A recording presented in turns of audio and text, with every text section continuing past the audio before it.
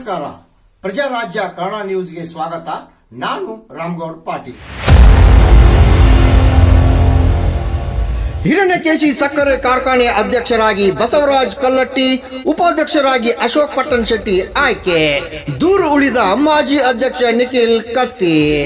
ಸಹಕಾರಿ ತತ್ವದಡಿ ಸ್ಥಾಪಿತವಾದ ಹಿರಣ್ಯಕೇಶಿ ಸಹಕಾರಿ ಸಕ್ಕರೆ ಕಾರ್ಖಾನೆ ಅಧ್ಯಕ್ಷರಾಗಿ ಬಸವರಾಜ್ ಕಲ್ಲಟ್ಟಿ, ಉಪಾಧ್ಯಕ್ಷರಾಗಿ ಅಶೋಕ್ ಪಟ್ಟಣ್ ಶೆಟ್ಟಿ ಅವಿರೋಧ ಆಯ್ಕೆ. ಜೊಲ್ಲೆ ಹಿಡಿತದಲ್ಲಿ ಹಿರಣ್ಯಕೇಶಿ. ಒಂದು ಕಾಲದಲ್ಲಿ ಇಡೀ ಜಿಲ್ಲೆಯ ರಾಜಕಾರಣವನ್ನು ಅಲ್ಲಾಡಿಸುವ ಮಟ್ಟದಲ್ಲಿದ್ದ ಸಂಕೇಶ್ವರದ ಹಿರಣ್ಯಕೇಶಿ ಸಹಕಾರಿ ಸಕ್ಕರೆ ಕಾರ್ಖಾನೆ ಕತ್ತಿ ಕುಟುಂಬದ ಹಿಡಿತದಿಂದ ಮುಕ್ತವಾಗಿದ್ದು, ಇದೀಗ ಮಾಜಿ ಸಂಸದ ಅಣ್ಣಾ ಸಾಹೇಬ್ ಜೊಲ್ಲೆ ನಿಯಂತ್ರಣಕ್ಕೆ ಬಂದಿದೆ. ಸಹಕಾರಿ ಸಕ್ಕರೆ ಕಾರ್ಖಾನೆ ನಷ್ಟದಲ್ಲಿದೆ ಎಂದು ತೋರಿಸಿ ಖಾಸಗಿ ವ್ಯಕ್ತಿಗಳಿಗೆ ಮೇಲೆ ನೀಡಲು ಮುಂದಾಗಿದ್ದ ಕತ್ತಿ ಸಹೋದರರಿಗೆ ಈ ನಡೆ. 7 ಜನ ನಿರ್ದೇಶಕರು ಒಗ್ಗಟ್ಟಿನಿಂದಾಗಿ ಹೀರೋ ಶುಗರ್ ಕಾರ್ಖಾನೆ ಸಹಕಾರಿ ತತ್ವದಡಿ ಕಾರ್ಖಾನೆಯನ್ನು ಉಳಿಸಲು ಯಶಸ್ವಿ. ಈ ಎಲ್ಲ ಬೆಳವಣಿಗೆಗಳಿಂದಾಗಿ ಜಿಲ್ಲಾ ರಾಜಕಾರಣ ಮಹತ್ವದ ತಿರುವು ಪಡೆದುಕೊಂಡಿದೆ. ಅಣ್ಣಾ ಸಾಹೇಬ್ ಜೊಲ್ಲೆ ಇದೀಗ ಮತ್ತೊಂದು ಸಹಕಾರಿ ಸಂಸ್ಥೆಯ ಮೇಲೆ ಹಿಡಿತ ಸಾಧಿಸಿದಂತಾಗಿದೆ. ಅಧ್ಯಕ್ಷ ಉಪಾಧ್ಯಕ್ಷ ಅವಿರೋಧ ಆಯ್ಕೆ ಹಿನ್ನೆಲೆಯಲ್ಲಿ ಹುಕ್ಕೇರಿ ತಾಲೂಕಾ ಲಿಂಗಾಯತ ಸಮಾಜ ಅಧ್ಯಕ್ಷ ಭೀಮಪ್ಪ ಚೌಗಲ, ಮುಖಂಡ ಬಲಗೌಡ ಪಾಟೀಲ್ ಸೇರಿದಂತೆ ಹುಕ್ಕೇರಿ ತಾಲೂಕಿನಾದ್ಯಂತ ರೈತರು, ಮುಖಂಡರು ಅವಿರೋಧ ಆಯ್ಕೆಯಾದ ಬಸವರಾಜ್ ಕಲ್ಲಟ್ಟಿ ಹಾಗೂ ಅಶೋಕ್ ಪಟ್ಟಣ್ ಶೆಟ್ಟಿ ಅವರಿಗೆ ಸತ್ಕಾರ, ಸನ್ಮಾನ, ಅಭಿನಂದನೆಗಳ ಮಹಾಪೂರ. ರಾಮಗೌಡ ಪಾಟೀಲ್, ಪ್ರಜಾರಾಜ್ಯ ಕನ್ನಡ ನ್ಯೂಸ್, ಸಂಕೇಶ್ವರ್. 1575 ರೂಪಾಯಿ ಟನ್ ಇರೋದ್ರಿಂದ 1050 ರೂಪಾಯಿ ಟನ್ ಕೊಡುವಂಥ ಒಂದು ನಿರ್ಧಾರ ಮಾಡಿ ರೈತರಿಗೆ ಕಡಿಮೆ ದರದಲ್ಲಿ 90 ಸಿಲಿಂಡರ್ ನಿರ್ಧಾರವನ್ನು ತೆಗೆದುಕೊಂಡಿದ್ದೀವಿ. ಜೊತೆಗೆ ಇವತ್ತಿನ ದಿವಸ ನಾವೊಂದು ವಿಚಾರವನ್ನು ವ್ಯಕ್ತಪಡಿಸಿದ್ವಿ. ಬರುವ ದಿನಮಾನದಲ್ಲಿ ಕಾರ್ಖಾನೆ 30,000 ಸದಸ್ಯರಿಗೆ ಕಬ್ಬು ಬರಲಿ, ಕಬ್ಬು ಬರದೇ ಇರಲಿ 50 kg ಮೆಂಬರ್ 50 kg ಕೊಡುವಂಥ ಒಂದು ಕಾರ್ಯಕ್ರಮ ಮುಂದಿನ ಮಾರ್ಚದಿಂದ ಪ್ರಾರಂಭ ಮಾಡ್ತೀವಿ. ಆಮೇಲೆ ಹೆಚ್ಚಿಗೆ ಕಬ್ಬು ಕಳಿಸೋರಿಗೆ ಪ್ರತಿ ಟನ್ನಿಗೆ ಅರ್ಧ kg ಅದು ಸಪ್ರೇಟ್ ಆಗಿ ಬರುತ್ತೆ. ಸೇರೋರಿಗೆ 50 kg ಮಾತ್ರ ಪ್ರತಿಯೊಬ್ಬರಿಗೆ ಬರ್ತದೆ. ಕಬ್ಬು ಕಳಿಸದೇ ಇರೋದು. ಇವು 2 ಪ್ರಮುಖವಾದ ನಿರ್ಧಾರಗಳನ್ನು ತಗೊಂಡಿದ್ದೆವು.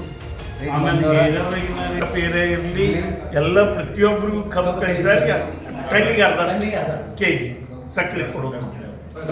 2 ವರ್ಷದ ಅವಧಿಗಾಗಿ ಅಧ್ಯಕ್ಷನಾಗಿ ನಾನು ಇವತ್ತು ಸರ್ವಾನುಮತದಿಂದ ಆಯ್ಕೆಯಾಗಿದ್ದೀನಿ.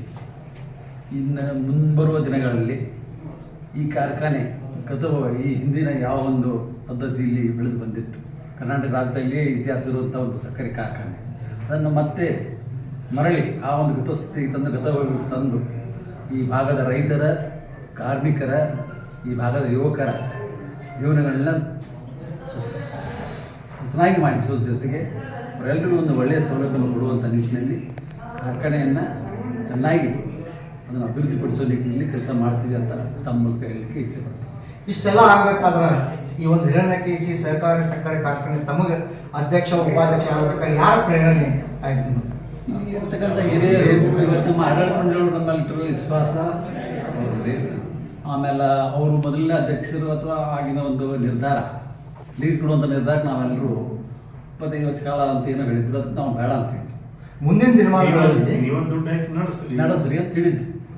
ಈ ಮುಂದಿನ ದಿನಮಾನಗಳಲ್ಲಿ ಹಿಂದೆ ಕೆಲವೊಂದಿಷ್ಟು ಏನಂತ ರೈತರ ಹಿರಿಯರಾಗಲಿ ಕೆಲವೊಂದಿಷ್ಟು ಮಾರ್ಗದರ್ಶನ, ಅವರ ಸಲಹೆ ಸೂಚನೆಗಳನ್ನ ಪಡ್ಕೊಂಡು ಈ ಬರುವಂಥ ದಿನಗಳಲ್ಲಿ ಅವರ ಸಲಹೆ ಸೂಚನೆ ಪಡ್ಕೊಂಡು ತಾವು ಕಾರ್ಖಾನೆ ನಡೆಸ್ಕೊಂಡು ಹೋಗ್ತೀರಿ. ಯಾವತ್ತು ಕಾರ್ಖಾನೆ ಸದಸ್ಯರ